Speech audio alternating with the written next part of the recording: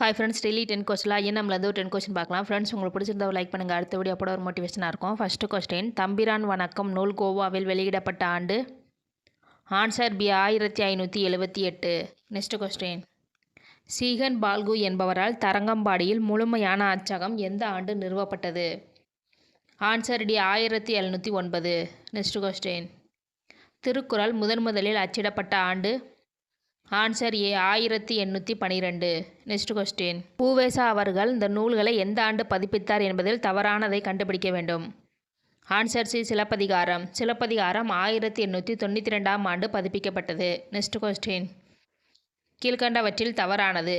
பூவேசா அவர்கள் பதிப்பித்த நூல்களில் தவறான ஆண்டை கண்டுபிடிக்க வேண்டும். ஆன்சர் பி, மணிமேகலை 1898ஆம் ஆண்டு பதிப்பிக்கப்பட்டது. இந்த 8 நூல்களும் உவேசா அவர்கள் பதிப்பித்த நூல்களாகும். நெக்ஸ்ட் கொஸ்டின், உவேசா யாருடைய மாணவர்? Answer D, Meenakshi Sundaram. Next question, F W Ellis புனித சார்ஜ் கோட்டையில் கல்லூரியை நிறுவிய ஆண்டு? Answer B, 1816.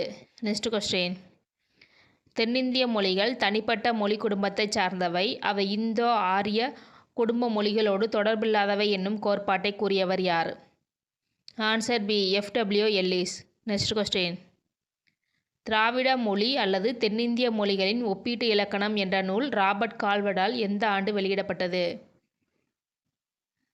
Answer B, 1856. Next question, Tamil மொழி ஒரு செம்மொழி என்றும் சென்னை பல்கலைக்கழகம் தமிழை வட்டார மொழி என அழைக்கக்கூடாது என முதலில் கூறியவர் யார்? Answer A, Parithimar Kalaignar. Okay friends, thank you.